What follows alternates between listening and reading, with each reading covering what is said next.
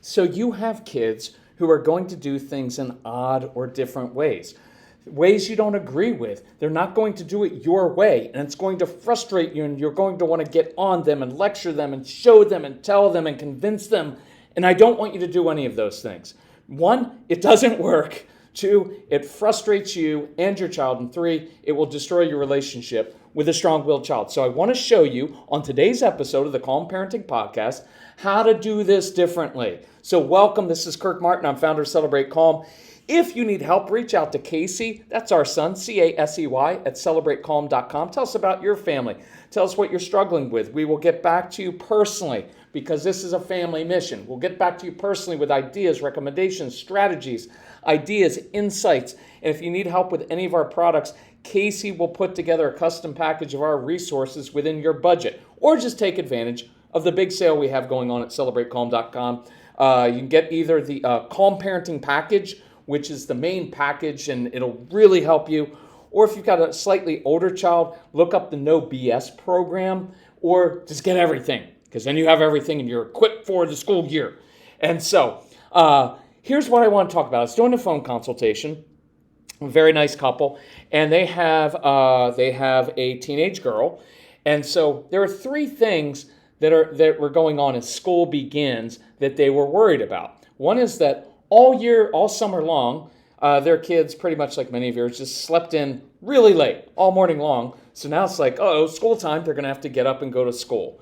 Well, mom, who I'm working with, we're kind of working on, she called, like all parents, she's like, well, I need to talk about my kids. I want to tell you about my kids. And what ends up happening is we're really working with mom and dad on some things of controlling their own anxiety, controlling their own perfectionism, their own control issues, your feeling of being embarrassed by these kids.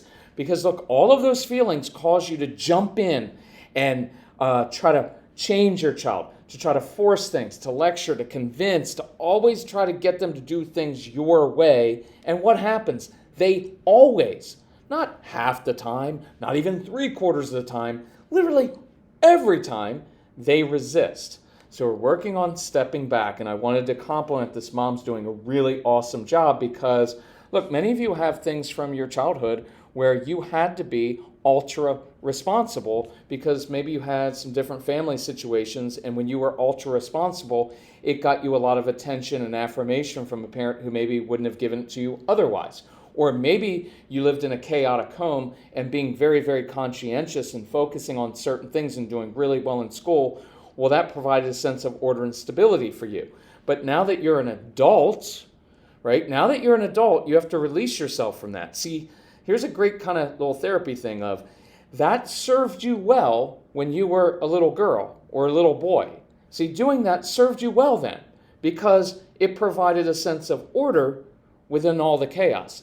It provided you with the affirmation and attention from your parent that you needed when you were a little kid. But now that very same quality is sabotaging your relationships. And so it's time to break those patterns. And that's a large part of what we do at Celebrate Calm. It's not just changing your child's behavior, it's breaking generational patterns. Things that have tripped you up that go back generations in your family. And you have the power to do that, which is really, really cool. So here are the three things that happened. The mom was concerned about getting their child up for school, clothes. We'll get into that in a second. And hygiene and brushing hair and stuff like that. So the first thing that happened was mom stepped back because one of our core principles is when you step back as a parent, it gives your child an opportunity. It gives them space because space is really important. You can't stand over these kids. If you're going to stand over them and micromanage them, they will resist you and they will shut down and they will hate you for it. And so I want you to give them some space. So mom stepped back, and guess what her daughter did? Her daughter ends up getting up earlier than expected, and ends up walking the dog every morning this week before school. I don't know if the daughter knows this, but she's figuring it out on her own that getting up early so she doesn't have to rush, getting outside in fresh air, and walking with her dog, who is probably her best friend, because dogs are awesome like that. settles her and helps her deal with her own anxiety. So she made it to school every day this past week, because she chose to get up early. She chose to get some exercise. She chose to walk the dog early in the morning. I can guarantee you, if mom and dad had spent all this time lecturing and talking about how important it is to get up early in the morning, and I've been getting up for years, and I get exercise, and it's good for your brain, that she wouldn't have done it, right? So you give her some space. Clothes. Mom said I probably spent $1,500 trying to find something, anything appropriate that my daughter would wear. And I said, well, she's probably only going to wear like $100 worth of what you spent. And the mom's like, yeah, she's worn the same clothes to school every day this week. Now, that taxes mom's emotions. It makes mom feel a little bit embarrassed. And she's wondering, is she going to smell? What should I do? And I was like, no, that's what these kids do. They don't care. Let them be who they are. Daughter doesn't care. Don't make a big deal of it. Don't walk around saying, well, I spent all this money. No, just take everything back. You kept the receipt. Just take it back. And now you just found you're probably going to have like $1,300 extra on you, right? Or you can say to your daughter halfway through the week, hey, if you want, I can throw those pants and shirt in the wash tonight if you want, so they're ready in the morning. And then walk away. Don't make a big deal of it, right? Because here's what we do, snotty stuff.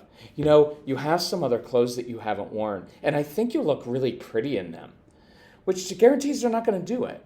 Or you just let her be like she is, or you can say, hey, I've noticed that you really seem to like those particular pants or that shirt. If you want, I can take all the other stuff back and I can just get 2 more of the ones that you like. And I can even get in the same color, or if you want to branch out and get a different color, just let me know. See, there's no pressure there. You're offering, but you just honor your daughter's wishes, your son's wishes with that. I don't care what clothes they wear as long as it's appropriate within your boundaries.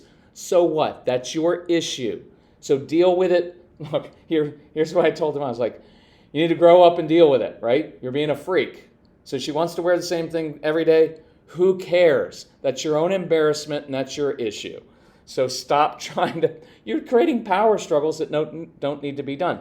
Now, this was a big one. And one of the original reasons that the parents contacted me and wanted to do phone consultations was that their daughter got these huge clumps in her hair because she just didn't brush her hair enough. And it was a big deal. Well, guess what the daughter did right before school started? She cut her own hair. Now, in the back, it's uneven. And so the mom said the old mom would have taken a picture of the back of her hair, and she would have showed it and said, honey, you know, it's not even, you can see here, and so we really think we ought to even this up, right? She didn't, which is awesome. The grandmother is actually a hairdresser, and the mom was like, well, I was going to offer to and I was like, no, your daughter's completely comfortable with it, right? So don't take that photo. Don't push grandma. Don't make a big deal of it. When your daughter's ready for someone to help her fix the back of her hair to even it out, she'll say something. She'll initiate it. Now, I know that's hard for you as parents, because like, I know, but she goes to school every day in the same clothes and her hair is a little bit uneven. Maybe someone will say something to her at school, and maybe she'll care and come home and do it herself, or have a friend do it, or ask for help, or make an appointment and go get it done. Maybe. Or she may just not care. Or it may be a couple months from now. But when she owns it, she will own it. In her time, she will take care of it, or she won't. And if she doesn't, it's for a simple reason. She doesn't care. It's not important to her. And watch what usually happens to us. We start to list all these things of like, well, you should wear some different clothes to school, honey. And I really think we should fix the back of your hair. And you know what we miss doing? We miss affirming this girl. Because this is a girl, like many of your kids, who has felt different her entire life. She came out of the womb just feeling different. She's always done everything in a different way. And probably people have said to her, why do you make everything so difficult? Why can't you just do things like your brother does? Why can't you do... And she goes to school every day and she knows that she's different. It's pretty obvious that she's not like in that certain in crowd or whatever group there is. She knows that. She's internalized that. And do you know how much courage it has taken for this particular girl to get out of bed in the morning, to fight through that anxiety, to know when I walk through those doors of that school, the work's going to be a little bit extra hard for me because I do struggle. And socially, it might be a little bit awkward for me. It's not my favorite place to go. And yet every single day, she gets up out of bed and she gets out, she walks with her dog and she handles her anxiety. And when we're so busy trying to fix what we think is wrong, we miss affirming her and saying, honey, it was awesome. Every day this week you got up. No one knows how much courage that takes. Really proud of you. Or writing it as a note, because sometimes writing a note makes it less awkward and they don't push back on our praise. So when you affirm your kids, even matter of fact, very low key, just simple statements, right? Don't make a big deal, because mom tried to make a big deal out of her hair. Oh, honey, I noticed that you cut your hair. And the daughter said, no, I didn't. Because she doesn't want to draw attention to it. Honor that, right? And so I want you to affirm, and in this case, we've got a girl who has fought through many, many things, and she did a great job.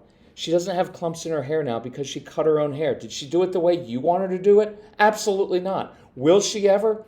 Maybe not. She'll only do it, though, when she determines that she really wants it and she's ready. And you can spend your time working on yourself and accepting her as she is and throwing yourself into one of your passions instead of your only passion in life being fixing and controlling my children and making sure that they're perfect so I feel good as a parent and so I don't have any anxiety and so I'm not embarrassed by them. Stop putting all of your energy into that. Throw your energy into something you're passionate about, something you haven't been able to do since you've had kids. And your kids are going to be much happier. You will be much happier. Go through the 30 Days to Calm program, because that will teach you. We go through and identify all your triggers and we show you a different way to handle it. And that's in the Calm Parenting package or the Get Everything package. But that's what I'm just felt like highlighting today. And learning about your strong-willed child, because there's a whole program for that. Enjoy your strong-willed child, because I want you enjoying the strong-willed child instead of always thinking there's something wrong with them and you have to fix them. This mom is doing something very courageous. And I wanted to affirm her on the call and say, I'm not only proud of your daughter for handling this herself, something very difficult. I'm proud of you, Mom, because you are facing down patterns in your life, fears, anxiety, embarrassment, emotions that you have had for 40 plus years, and yet you're doing it, and you're handling it, and you're stepping back, and you're zipping your mouth sometimes, and you're gritting your teeth and bearing it.